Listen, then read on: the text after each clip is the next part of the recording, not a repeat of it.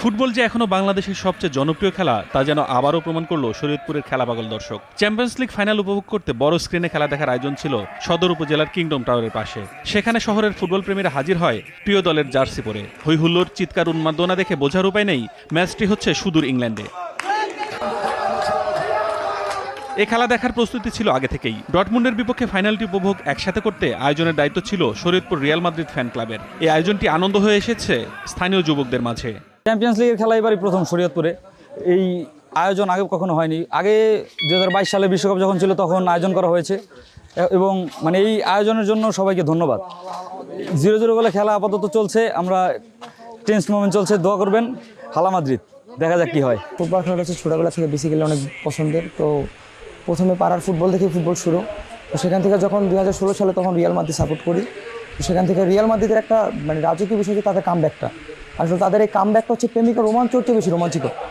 এই কামব্যাকটা দেখার জন্য রিয়াল মাদ্রিদ সাপোর্ট করি। তো এর জন্য বাসে অনেক বকাও খাইতে হয়েছে। আসলে মাদ্রিদ সাপোর্টার আসলে এরকম একটা জিনিস যে মানুষ ট্রল করবেই, তারা জিতবেই। তো ইউসিএল জেতার জন্য আমরা আসছি। তো আজকে আশা করি আমরা জিতবো ইংল্যান্ডের লন্ডন ডার্বির মাঠে। তো এটা হচ্ছে আমাদের সেকেন্ড ইউসিএল মেবি।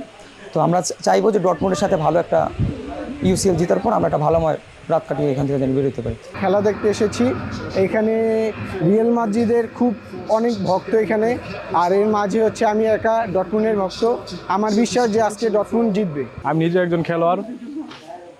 আজকে যেই খেলাটা দেখলাম, দেখি দুই দলে ভালো মানের প্লেয়ার আছে।